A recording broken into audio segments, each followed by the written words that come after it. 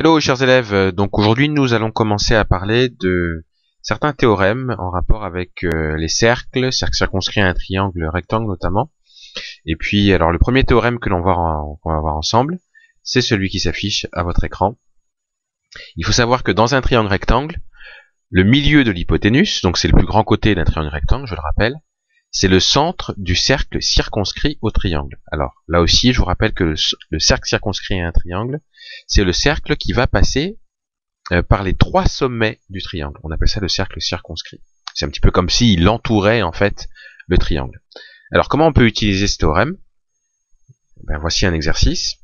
On a un triangle ABC, rectangle en B. I est le milieu de AC. Et on vous demande de prouver que I c'est le centre du cercle circonscrit à ABC. Alors voilà la figure. Alors, comment on va écrire ça? Alors, qu'est-ce qu'on sait?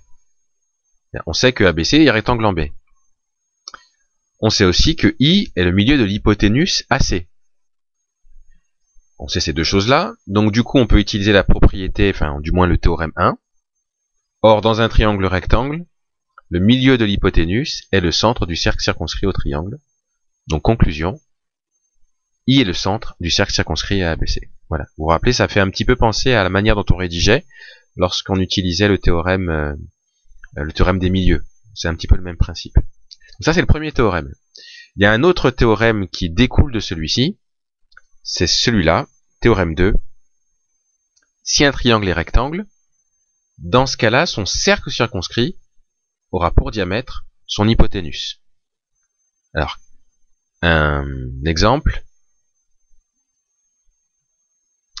On a GHI qui est rectangle en G. On sait que HI est égal à 7 cm. Et on sait aussi que C est son cercle circonscrit. Et on vous demande quel est le rayon du cercle C. Alors, je fais une figure. GHI rectangle. Voilà. HI, donc ici, mesure 7 cm. C, donc c'est donc le cercle circonscrit. On voit bien qu'il passe par les trois sommets. Et on vous demande le rayon de C. Alors, qu'est-ce qu'on sait? Bien, on sait que GHI rectangle en G, ça veut dire que son hypoténuse, forcément, c'est HI. Donc, sachant ça, on peut appliquer le théorème 2. Or, si un triangle est rectangle, son cercle circonscrit a pour diamètre son hypoténuse. Donc ça veut dire que, comme le triangle ici est rectangle, le cercle circonscrit, le diamètre, c'est l'hypoténuse HI. Son diamètre, c'est HI. Donc si son diamètre, c'est HI, C a pour diamètre HI. Son rayon, c'est la moitié du diamètre, je vous rappelle. Et donc le rayon vaut HI divisé par 2, c'est-à-dire 3,5 cm. Voilà les deux théorèmes que l'on peut utiliser en rapport avec le cercle circonscrit. En tout cas, c'est les deux premiers, cercle circonscrit et triangle rectangle.